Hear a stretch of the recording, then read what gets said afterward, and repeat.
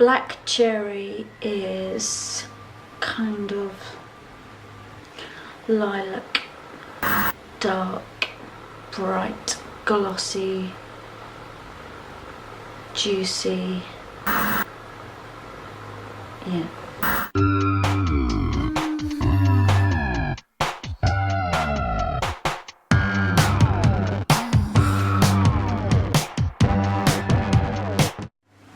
As usual, I've woken up really early, but I saw it was really pink, so I thought I'd film it. We're doing B-sides for the singles.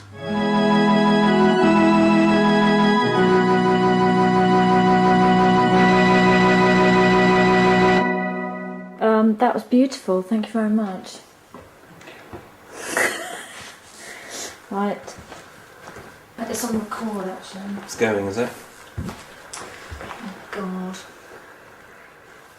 Can you play what blue sounds like, please? I can give a very vague approximation. Okay.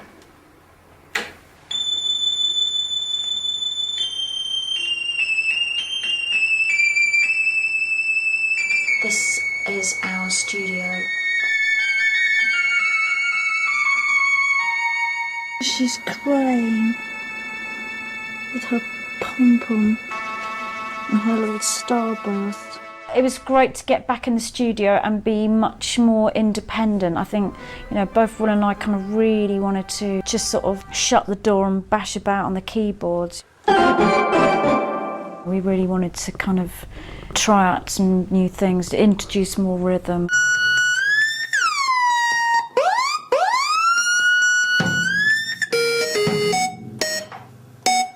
Oh God, it's freezing. This is out the back of a cottage, and bloody hell, it is icy cold. And look, that's pretty, isn't it? These are some antlers I found in my mum's shed. My mum had one of those things, those like organ things with the little stoppers and things. Harmoniums. Yes, which I used to really like playing, and it had a little gothic writing on the things, which I really liked as well, because it's quite gothy. Oh yeah, Vox. Vox, and what's the word for bass or something?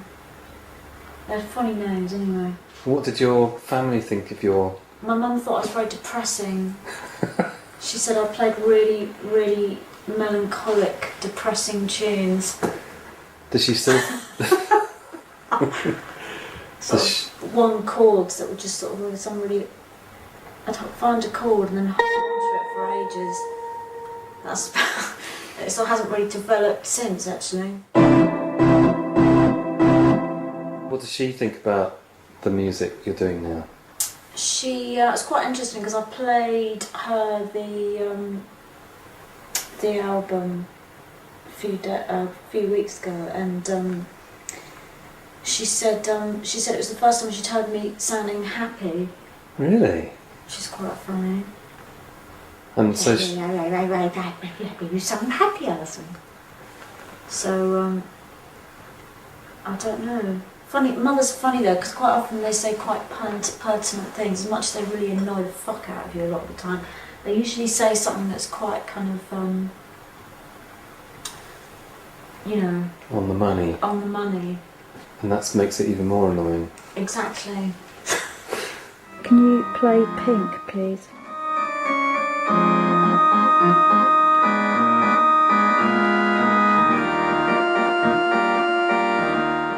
Felt Mountain we toured for a year and a half. That was great, but I mean, you know, we only had one album, so we had to play all the songs. And so we didn't have any sort of choice really, it was just that we had to play everything. After gig 150 of playing the same stuff, you know, you definitely start to get a little bit frustrated and itchy about doing something else. And we saw bands on tour, you know, that were on festivals, and they were having a great time because they were playing much more kind of up-tempo stuff. And we were thinking, are we missing out here? Maybe we'd enjoy ourselves a bit more if we actually got down a bit.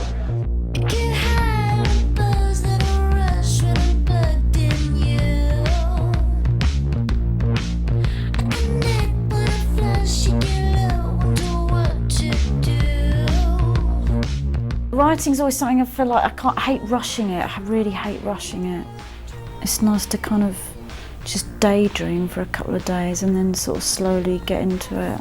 I quite often draw and write things while we're working, or sometimes we'll be working away and I'll be sticking things on the wall. Things go off on a tangent or things have other layers. It's that thing, it's like your brain just sort of regurgitates images and things that have personal things that have happened to you, and then the personal things become fantasy as well as, you know, real things that have happened.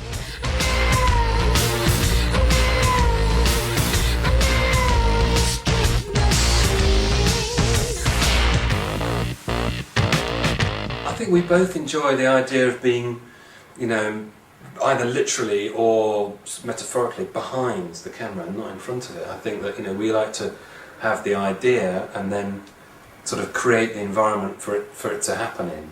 And I think to then also to have to sometimes participate in being, you know, the visual incarnation of that idea is much less interesting. I think it's more interesting to kind of come up with the scenario and the storyboard and all of that, but to have to then be the face as well, I think that's quite hard.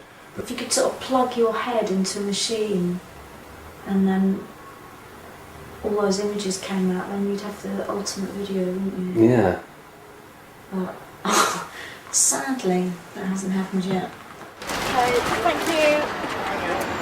Some places I get more nervous than others, things like Somerset House because it's London. My mum was there, and my brother and my sister, and then all my mates and blah blah blah. It's a dressing room. Oh, it's nice and big. Hello. My mother said to me when she came to the room, she said, "I don't like your hair like that. I don't like your hair straight like that." And then waved her stick at me and sort of prodded me a bit.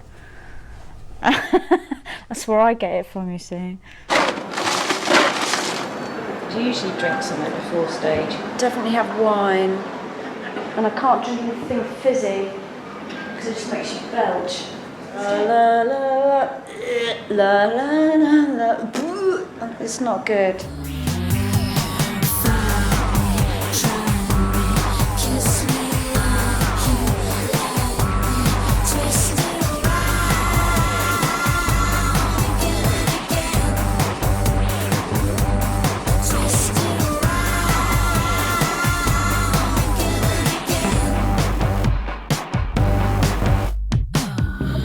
Music comes alive when you go out and play it. That's when the tunes have their own life. Now there's a perfect dynamic. You know, we have the old stuff, which is a very particular mood, and then we have the new stuff, which is much more up. And I really like having that contrast.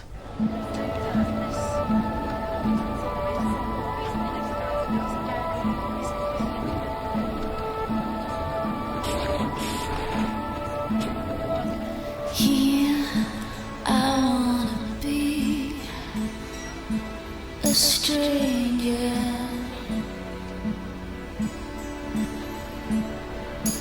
drift in and then out, just linger,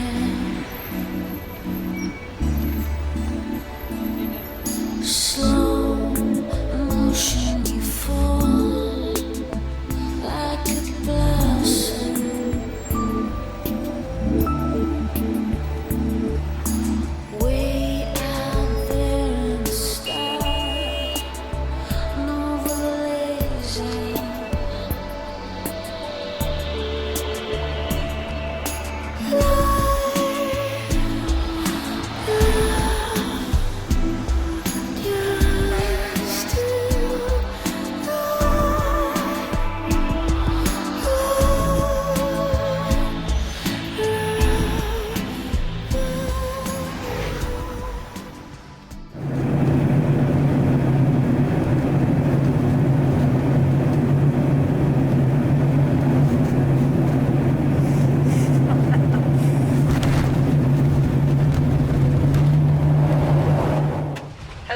Hello. Welcome to Washington. Thank you very much. Yeah.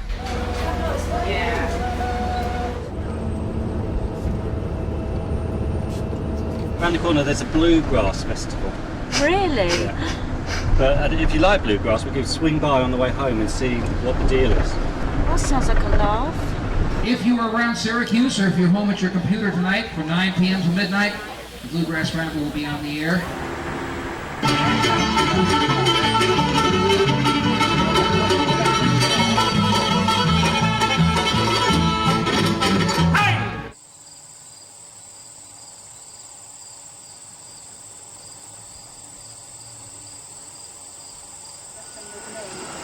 Don't get pally with I.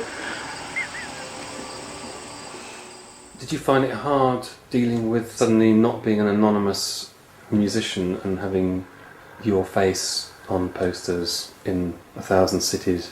I don't mind that actually. I love it. I love it because I'm vain. No, as long as it's a nice picture, I don't mind. No, I don't mind things like that. It's I think I find interviews quite difficult. Actually, I'm going to put that down and stop fiddling. I find interviews quite difficult. I think, just talking about your work and why you've done it and is really, really difficult to try and explain. I think I find that very hard. People want to get inside your head, and sometimes you don't know yourself why you've done something, and quite often you don't know why you've done it until quite a while afterwards.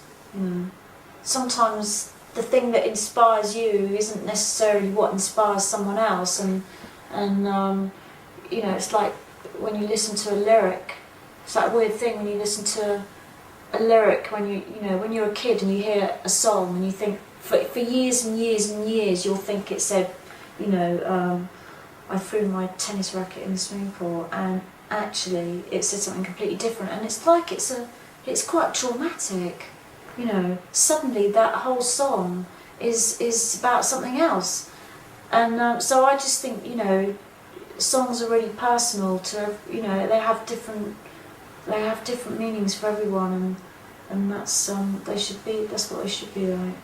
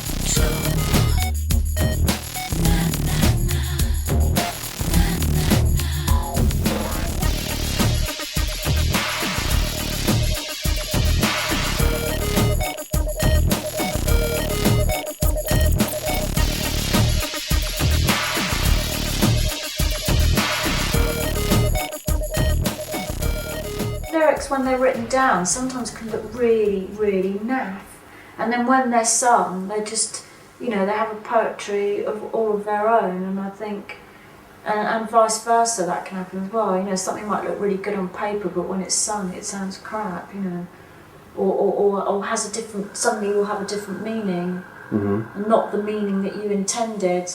So it's an odd thing. Do you find it hard to come up with lyrics, or is there? I think lyrics are really weird. Sometimes you get like a couple of lines and that'll be it, and you kind of think, well, I don't want to say anything else, or there isn't anything else to say, or you. But I think most people do that. You sort of you get a few things that seem to sum up something, and then you have to work quite hard to get the rest of them.